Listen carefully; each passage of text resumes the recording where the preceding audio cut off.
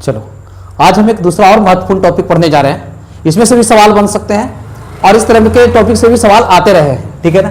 इसका नाम है फैटअप। ये क्या है, ठीक है। सबसे पहले फैटअप का फुल फॉर्म जानो। फैटअप का फुल फॉर्म होता है फिनेंशियल एक्शन टास्क फोर्स, ठीक है ना। हिंदी में इसको बोलते हैं वित्तीय कार्यवाही कार्यदल, ठीक है। फैटअप जिसका पूरा अंग्रेजी नाम है financial action task force, Hindi में इसको बोलते हैं वित्तीय कार्यवाही कार्यदल, ठीक है ना। ये एक अंतरराष्ट्रीय संस्था है, ठीक है ना।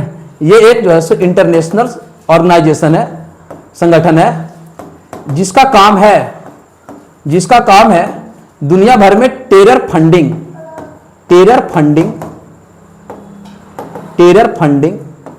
अवैध हथियारों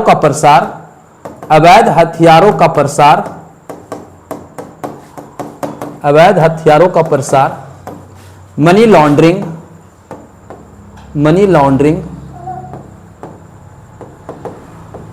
और टेररिज्म, आतंकवाद को रोकना, ठीक है ना। फैटअप ये एक इंटरनेशनल ऑर्गेनाइजेशन है जिसका काम है आतंकवादियों को मिलने वाला फंडिंग। अगर अवैध हथियार एक देश से दूसरे देश में आतंकवादियों के पास जा रहे हैं वो चीजों पर ध्यान रखता है। मनी लॉन्ड्रिंग यानी कि जो ब्लैक मनी है वो आतंकवादियों तक पहुंचाया जाता है। टेररिज्म, आतंकवाद को एक देश से दूसरे देश में बढ़ावा दिया जाता है, ठीक है। तो ये फैटअप नाम की जो अंतरराष्ट्रीय संस्था है मुख्य रूप से आतंकी गतिविधियों पर जो है सो नजर बनाए रखता है, ठीक है। इसकी जो स्थापना हुई थी फैटअप की जो स्थापना हुई थी वो 1989 में हुई थी। इसकी स्थापना 1989 में हुई थी और इसका जो मुख्यालय है वो पेरिस में है। फैटअप का जो मुख्यालय है वो पेरिस में है और वर्तमान में इसमें जो है सो केवल 39 सदस्य हैं। वर्तमान में इसमें 39 सदस्य हैं, जिसमें जो है सो 37 देश हैं और 2 जो है सो क्षेत्रीय संगठन है। इसमें जो है सो 37 देश है और 2 जो है सो क्षेत्रीय संगठन है, ठीक है। 1989 में पेरिस के अंदर में G7 देशों का जो है सो जो विकसित देश हैं 7, जिसको हम लोग G7 कंट्री कहते हैं, पेरिस के अंदर में जो है सो उसका सम्मेलन होता है, ठीक है ना, G7 कंट्री का। वहां पर दुनिया भर में बढ़ रही आतंकी गतिविधियों को रोकने के लिए एक ऐसी संस्था बनाने की पहल होती है और 1989 में इस संगठन का गठन किया जाता है जिसका उद्देश्य होता है आतंकी गतिविधियों को रोक लगाना, अंकुश लगाना, ठीक है। तो फैटअप नाम की संस्था का उदय 1989 में हुआ, ठीक है ना। मुख्यालय भी पेरिस बना। इसमें वर्तमान समय में 39 सदस्य हैं, जिसमें 37 देश और 2 क्षेत्रीय संगठन हैं। 2 क्षेत्रीय संगठन कौन कौन है? तो क्षेत्रीय संगठन में एक हो जाएगा खाड़ी सहयोग परिषद और एक जो है यूरोपियन यूनियन, एक हो गया यूरोपियन यूनियन, ठीक है ना। ये 2 जो है सो क्षेत्रीय संगठन हो गया और 37 इसमें देश है। इसके अलावा भारत जो है सो इस फैटअप का जो है सो 34वां सदस्य देश बना। ध्यान रखना, भारत जो है सो 34वां सदस्य देश बना 2010 में फैटअप का, ठीक है। 1989 में यह संस्था बनती है और भारत इसका सदस्य जो है सो 2010 में बना और उसकी जो सदस्यता संख्या थी वो 34वां देश के रूप में इसका सदस्य बना है, ठीक है ना। और भारत के अलावा एक और देश जो है सो इसका फैटअप का सदस्य है, उसका नाम है चीन। और इन देशों को छोड़ करके, भारत और चीन को छोड़ करके भारत के कोई भी पड़ोसी देश फैटअप का सदस्य नहीं है। तो मैंने क्या बताया, फैटअप का मुख्य काम है आतंकी गतिविधियों पर रोक लगाने के लिए यह जो है सो क्या करता है कि नजर बनाए रखता है कि आतंकवादियों तक अवैध हथियार ना पहुंचे, ब्लैक मनी ना पहुंचे। और अगर कोई देश इस तरह का हरकत लगातार करता है तो फैटअप कुछ नहीं करता।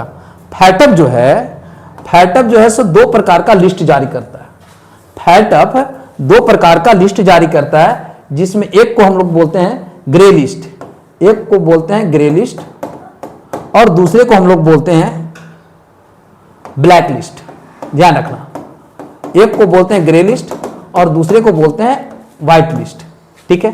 ग्रे लिस्ट में क्या होता है कि जो देश अपने भीतर, अपने सीमाओं के अंदर में आतंकी गतिविधियों को रोकने में नाकाम होता है तो सबसे पहले क्या किया जाता है, कि फैटअप की ओर से उसको जो है सो चेतावनी दिया जाता है। ग्रे लिस्ट का मतलब वही होता है चेतावनी वाली लिस्ट, चेतावनी वाली लिस्ट, ठीक है ना। चेतावनी, ग्रे लिस्ट का मतलब ही होता है चेतावनी। अगर कोई देश अपने सीमाओं के अंदर में आतंकी गतिविधियों पर अंकुश लगाने में सफल नहीं हो रहा है तो फैटअप द्वारा सबसे पहले उसको चेतावनी दिया जाता है, वार्निंग दिया जाता है कि तुम्हारे देश के अंदर में आतंकी गतिविधियां, टेररिज्म जो है नहीं रुक रहा है, तो सबसे पहले क्या करो कि इस पर कंट्रोल करो, है ना।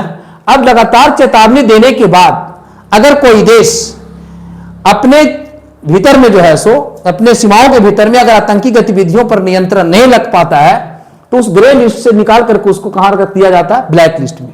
जैसे ग्रे लिस्ट में बहुत बार पाकिस्तान आया है, लेबनान है, ये सब देश को हमेशा जो है सो मैक्सिमम टाइप जो है सो ग्रे लिस्ट में रखा गया। वर्तमान समय में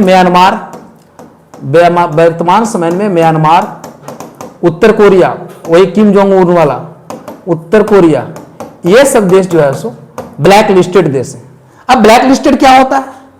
अगर कोई देश ग्रे लिस्ट में डालने के बाद उसको चेतावनी दिया जाता है कि पहले क्या करो भैया कि अपने यहां के जो आतंकी गतिविधियां उसको रोक लगाओ, तुम्हारे देश में आतंकी संख्या बढ़ रही है, तुम्हारे ही देश के लोग जैसे दूसरे देशों में जाकर के बम बारूद फोड़ रहा है, इसके अलावा ब्लैक मनी भी तुम्हारे ही देश में जो है सबसे ज्यादा पाया जा रहा है, अवैध हथियार जो है आतंकवादियों तक पहुंच रहे हैं, बम बारूद आरडीएक्स पहुंच रहे हैं, तो ये सभी चीज जो है तुम्हारे देश में पाया जा रहा है, इन चीजों पर तुम नियंत्रण लगाओ। लेकिन अगर वो देश ऐसा नहीं कर पाता है तो उसको ग्रे लिस्ट से उठा करके ब्लैक लिस्ट में डाल दिया जाता है। और जैसे ही ब्लैक लिस्ट में डाला गया, अब वो देश जैसे ही ब्लैक लिस्ट में आया तो अब उस देश को जो है सो जो अंतरराष्ट्रीय आर्थिक संस्थाएं हैं जिसमें IMF, international monetary fund, WB, world bank, ADB, Asian development bank, OECD, ये सब जो कुछ अंतरराष्ट्रीय संस्थाएं हैं जिसका काम होता है देशों को कर्ज दे करके आर्थिक सहयोग में उसको मदद करना।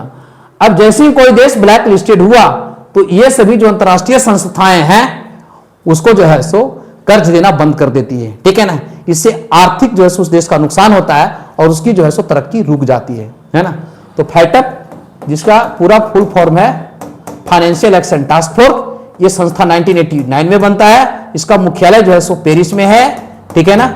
इसका मुख्यालय पेरिस में है। वर्तमान में इसमें 39 सदस्य हैं जिसमें 37 देश और 2 जो है सो इसके जो है सो क्षेत्रीय संगठन है। भारत जो है सो फैटअप का सन 2010 में 34वें राष्ट्र की दृष्टि में इसका सदस्य बना, ठीक है ना। और इसका मैंने बताया कि इसका मुख्य जो कार्य है वो आतंकी गतिविधियों पर जो है सो अंकुश लगाना है। आतंकी गतिविधियों पर यह नजर बनाए रखता है कि किसी तक जो है सो अवैध हथियार ना पहुंचे, ब्लैक मनी ना पहुंचे और आतंकी गतिविधियां किसी देश में ना हो।